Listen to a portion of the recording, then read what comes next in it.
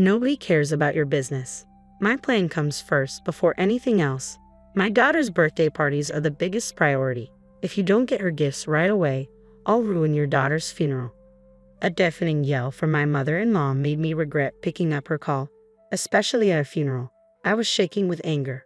"My name is Amy. I'm a housewife in my mid-40s with a high school-aged daughter.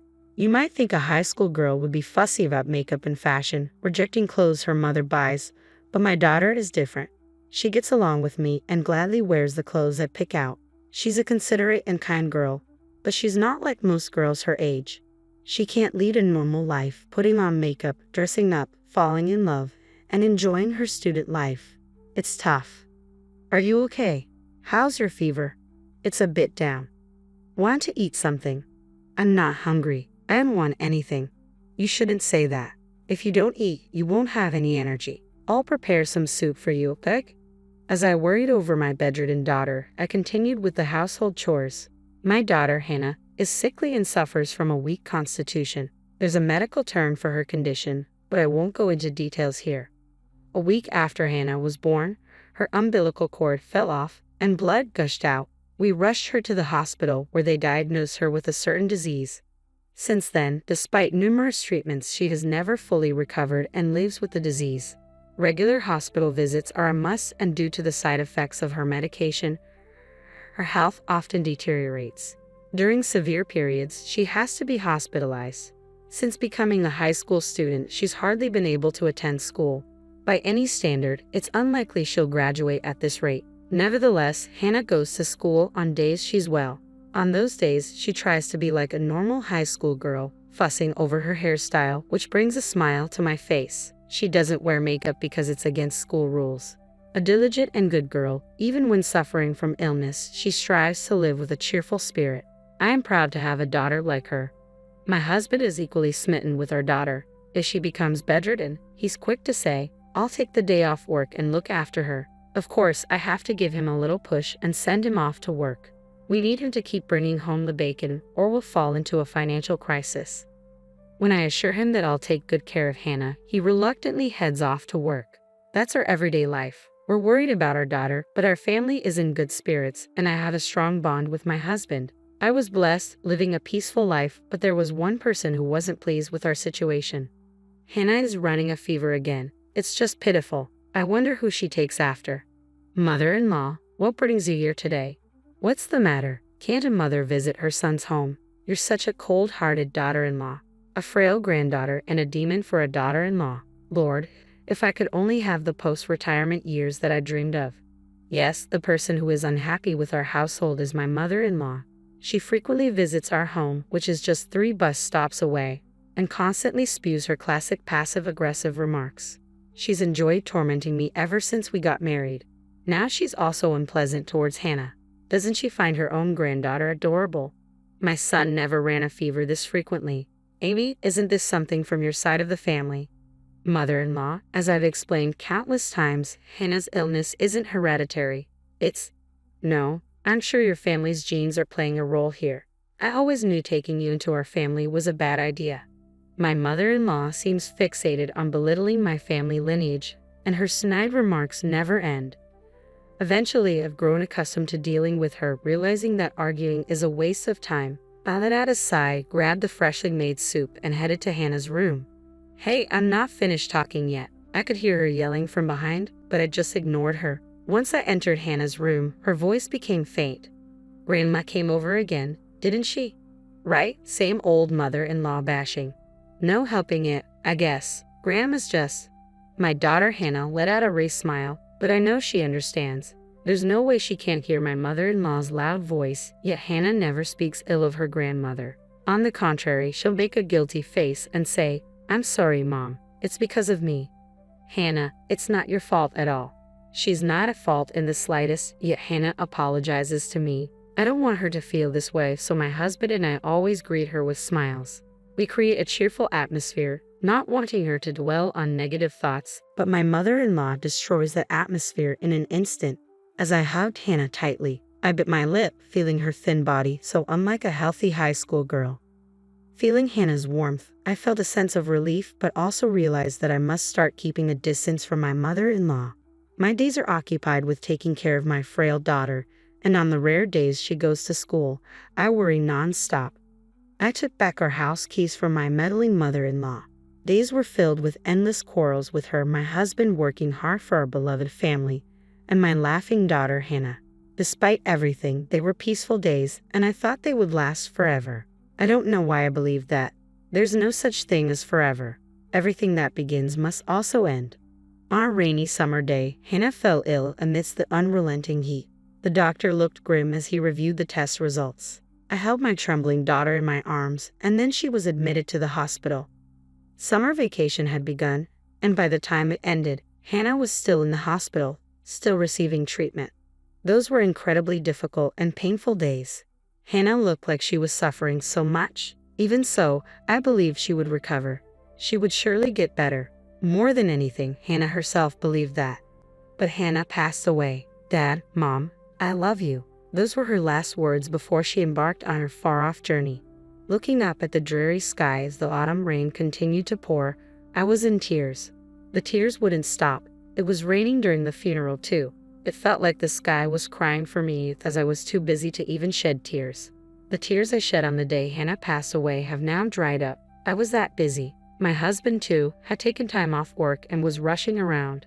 I was swamped with contacting relatives and Hannah's school. That's the only way I could cope. I couldn't stand it unless I was busy. The loss I felt from losing Hannah was that immense.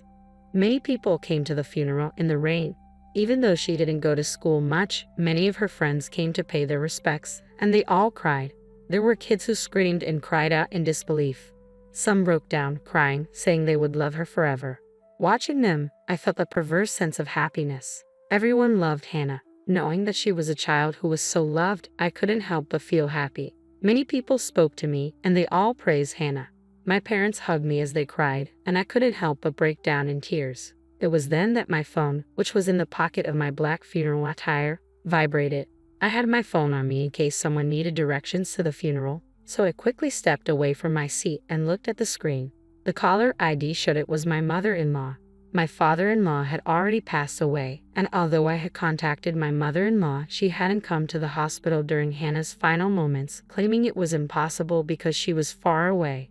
She said she couldn't attend the funeral today either because she had something important to do. But I wondered if she might have changed her mind and wanted to say goodbye to her grandchild. So I answered the phone, but I instantly regretted it. "Amy, what on earth are you doing?" she yelled at me. "Huh? I'm at Hannah's funeral. Stop joking around and get over here right now to your place." "That's impossible. What are you talking about?"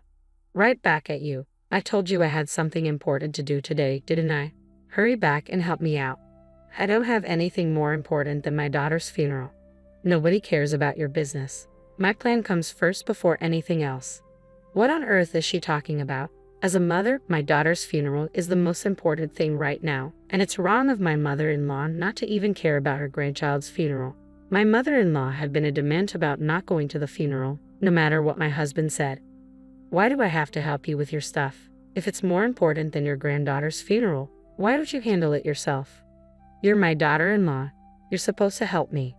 "I don't understand what you mean. I'm celebrating my super precious daughter's birthday. There's nothing more important than this in the world." "Excuse me." I couldn't help but take an extraordinarily long time to respond. "What did you just say?" "My daughter is coming home after such a long time, and coincidentally, it's her birthday too. We have to celebrate it grandly, don't we? Like I care. So, I need to thoroughly clean my house and prepare a huge feast. Come over here fast." "But as I said, I'm in the middle of a funeral right now. I don't care about that. My daughter is more important than my granddaughter. Also, bring a present with a budget of over $500. Hurry up. If you don't bring any gift right now, I'll ruin your funeral." Click. I hung up on her. I couldn't stand to listen any longer. If I had to hear any more from my mother-in-law, I felt like I'd march over there with a baseball bat. Just how selfish can she be? Prioritizing her daughter over her granddaughter at a time like this? I'm not saying they should be compared, but to say her daughter's birthday is more important than Hannah's funeral. She must be kidding. I told my husband, Mike, everything that had happened, and we decided to ignore her. Mike tried to contact Sandy, but either she was still on the plane or we just couldn't reach her. Pulling myself together and regaining my composure, I returned to shedding tears at my daughter's funeral. The day after the funeral, Sandy visited our place. She had read Mike's email and flew here right away. She thought it would be faster to come home than to try to get in touch while traveling from where she lives, but it took her a long time to get here. In the end, she didn't make it to the funeral. Bowing her head in apology after paying her respects at the altar, she shared various stories with us. Stories I had never heard before about my daughter and Sandy, whom we hardly ever got a chance to see. Listening to them, I found myself reminiscing about my daughter when she was little, and once again, I started to cry. In the end, my mother-in-law didn't even bother to come to pay her respects. My sister-in-law, Sandy, deeply bowed her head and apologized for this. "I'll do something about my mom," she said before leaving, but I wondered what she meant by that. A few days later, the reality that my daughter was gone still hadn't sunk in, and I found myself in her room, holding on to the memories she left behind. I gently stroked her study desk. The room, untouched since her death, was filled with so many memories of her. Just as I felt like I was about to cry again, the doorbell rang unexpectedly. Startled, I quickly wiped away my tears and looked at the monitor. To my surprise, it was my mother-in-law, the same woman who had injured both my husband and me with her inappropriate remarks on the day of the funeral. She hadn't come to pay her respects and hadn't shown up in the days since. What does she want now? I had no intention of opening the door, so I responded via the intercom. "What can I do for you, mother-in-law?" "Oh, Amy, please help me," she said. Her unexpected plea for help left me puzzled. "I might end up joining my granddaughter if this keeps up. Please help me," she exclaimed, saying something unthinkable. Wondering what was going on, I reluctantly opened the front door and my mother-in-law fell in. "What's going on?" "Help me, my daughter, my daughter." While I was trying to understand what she was saying, a figure suddenly came into view. Well, here you are, Mom," the figure said. It was Sandy. She had a smiling face, but it gave off a silent pressure. "She's here, huh? What? Seeing the pale face of my mother-in-law, who screamed at the sight of Sandy, I was completely stunned. What on earth is happening? "Oh, come on, don't say things like she's here. It's rude. See, Mom, it's your cute daughter, right?" No, not cute at all. What in the world is going on? Just the other day, she was talking about her daughter's birthday being more important than my daughter's funeral. What happened in just a matter of a few days? While I stood there bewildered, Sandy handed something to our mother-in-law. "Don't worry, the next part is much easier. Here, you just need to put this on your head and go about your life." Saying this, Sandy put it on my mother-in-law's head. She shook it off and hid behind me. "I'm not wearing that." "Why not? People will think I'm a weirdo if I walk around with that on my head." Wondering what on earth it was, I looked at the object that had fallen to the floor. It was a mask, not the kind you would see at a fair, but something else. A mask that you might see worn by a tribe living deep in Africa during some strange ritual, the kind of thing a shaman might like. And why does Sandy have something like this? Why put it on my mother-in-law's head? "This mask is used for fortune-telling," Sandy explained. "Where I live," Sandy explained in response to my question, "this mask has an interesting history. It's a great craft work that has been passed down since ancient times." I was stunned. "Well, yeah, it looks like it. So you're going to put this mask on top of my mother-in-law's head, not on her face?" "Right, if it's on her face, she wouldn't be able to see anything. This isn't an ordinary mask with holes for the eyes. If it did have holes, I wouldn't mind letting her wear it on her face." "And what happens when she puts it on?" "Oh, you didn't know? This mask has a demon-repelling effect." As if I would know about such an effect. A demon repellent, exactly, no matter how hard you think about it. She's clearly possessed by a demon, right? Sandy pointed at my mother-in-law. Her own daughter saying such a thing. So this is what she meant by, "I'll do something about my mom." If she wears this for a few days, I think she'll definitely become a normal human being with morals. I've been trying several methods for the past few days. A different method. I had her wear a necklace of garlic and run around the neighborhood. Isn't that for vampires, not demons? Or are vampires also demons? I'm not quite sure, but oh well. But what's with the running? Is that why my mother-in-law's been looking so worn out? That must have smelled terrible. Garlic isn't that bad unless you cut it open. You know that's not really the point, but that's beside the point. The issue is that she wore that and spent a few days running. I really wish I could have seen that. Do you want to see the pictures? Oh yes, please. Sandy has pictures. What a pro. You guys, what are you so happy about? Show a little more sympathy for me. My mother-in-law started to complain as Sandy and I were laughing and looking at the pictures. I almost forgot she was here. Why do we have to show sympathy for you? Sandy looked up from her phone and glared at our mother-in-law. Why? Because you're my daughter. If you want sympathy from your daughter, why don't you become a person deserving of sympathy? Do you think there's anyone else as sincere as I am? My mother-in-law retorted. Where's the good in someone who dismisses their grandchild's funeral as whatever? Sandy exclaimed, her mouth wide open in anger. When I rushed home for my niece's funeral, I found you just lying at home. When I asked if the funeral was over, you boldly said you didn't go. I thought maybe you were sick, but you were just doing push-ups to show how fit you were. Push-ups? I echoed in disbelief. She wouldn't even go light an incense at the wake. I don't care about my birthday. Screw that, Sandy continued. What are you talking about? It's a parent's duty to celebrate their child's birthday. I've never heard of a grandmother prioritizing her daughter's birthday over her grandchild's funeral. The shouting match grew so intense that both Sandy and my mother-in-law were panting heavily. That's why I'm saying we need to cleanse this rotten character of yours as if you've been possessed by a demon, and start over. Sandy cried out, tears suddenly rolling down her cheeks. It's pitiful that Hannah had a grandmother like you.